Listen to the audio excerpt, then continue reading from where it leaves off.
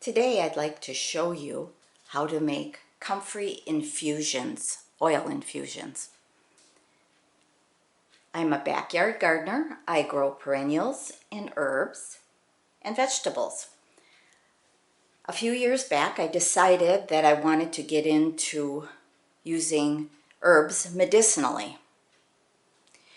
I had a bad back and I wanted to see what I could use that wasn't a prescription drug to bring down the inflammation in the lower back, and I came across Comfrey.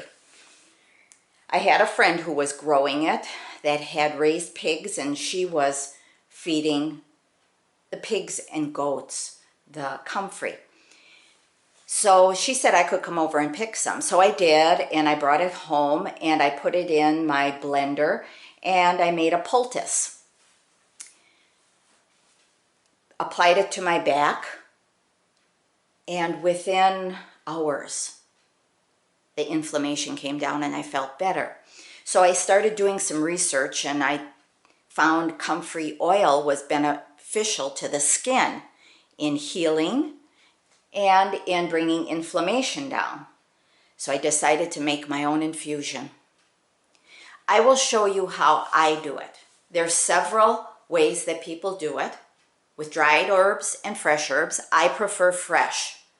I think there's more beneficial essential oils in the fresh than in the dried. But if you don't have fresh, they say dried is just as good. I think if I did dried, I would do a double infusion. Do it once, and I let my infusion sit for about 10 weeks, and then do it again. But today we're going to use fresh, and I'm going to show you. First of all, I pick it the night before and let it get some of the moisture out of the leaves. Notice that the flowers are just about opening. That's when you pick it. Just about when the flowers are opening. That's the most beneficial. Now, in a pinch, if the flowers are not opening, I still use it, especially if I need a poultice. But it's most beneficial if you wait till it's just about to flower. Then you chop it down to the ground, within inches of the ground. You'll see new rosettes of leaves coming up. Leave those, because that'll be your second crop. So I let it dry about 6 to 8 hours. And then I chop. And I keep chopping, so you'll need a sharp knife.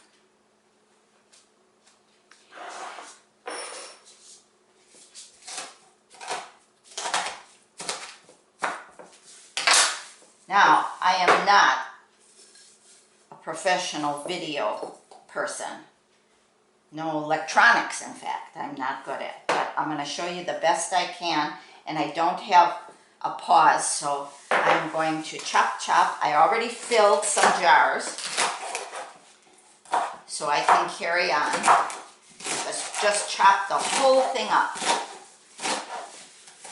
Comfrey has allantoin in it, and it's mucilage. This means that there is a lot of beneficial liquid in here. It's kind of slimy feeling. Kind of like plantain when you pick it. That's a mucilage too. But chop, put it in a jar, fill the jar, flowers, stems, and don't pack it too hard. Leave some resistance to it. And I said chop the flowers too. Everything gets put in the jar. And go within, I'd say about an inch of the top. Can you see how I left some room in there? And in this one. Now I'm going to fill it with olive oil. I use organic, extra virgin olive oil.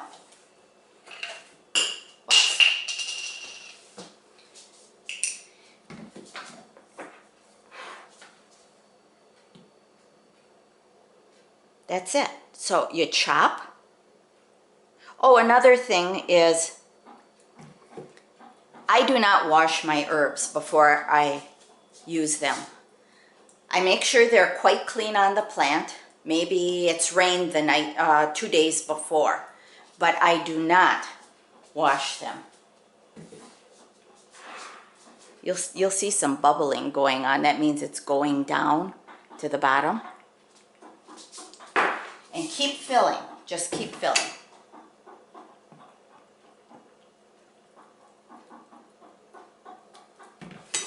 Now, I also use a chopstick because it has a little bit of a blunt end.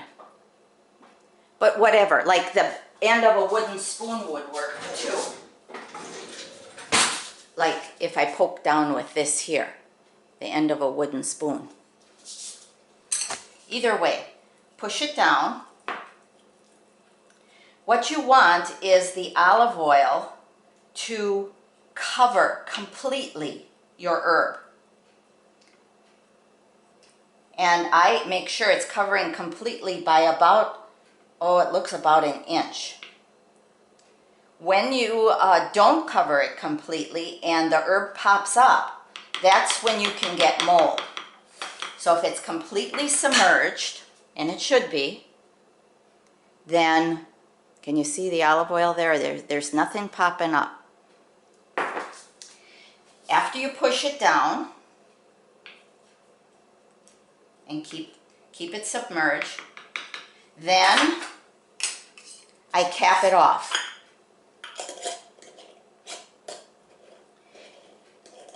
Label it. This is one I did on the 20th. Label it.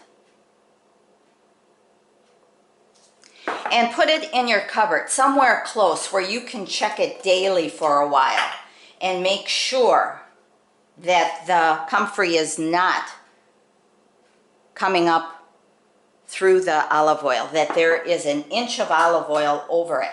Now, if it does come to the surface, and it might daily for a few days, then just poke it down again. Poke it down. Make sure the olive oil is covering the infusion, and cap it back up. So 2 important things.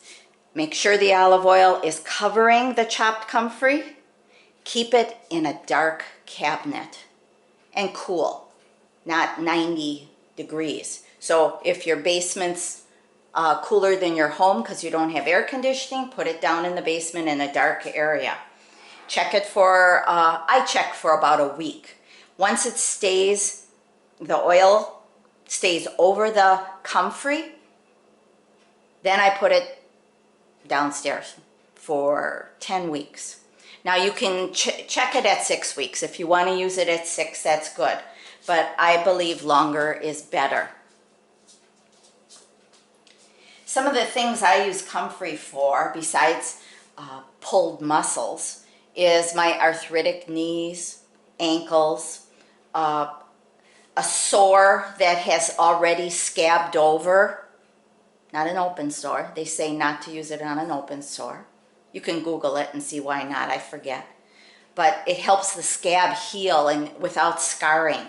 I use it on rashes. I use it in my body butters.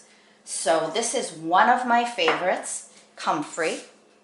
I also make an infusion with plantain and calendula, St. John's wort, and it's the same process.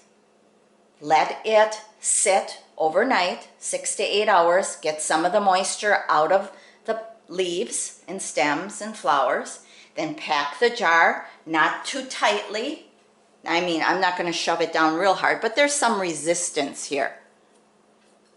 Fill it with olive oil. Extra virgin would be the best. Pack it down with a stick. Can you hear it bubbling? You want it to get down in between all the cracks. So keep pushing. You think I added a lot at that time? Well, it's not full. So keep adding.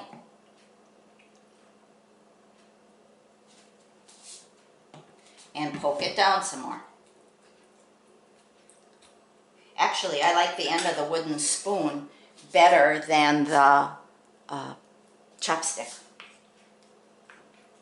But whatever you use, I would not use aluminum. I prefer wood.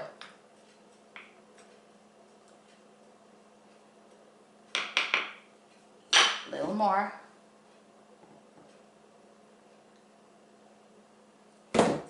Poke it down. Make sure everything's under the oil.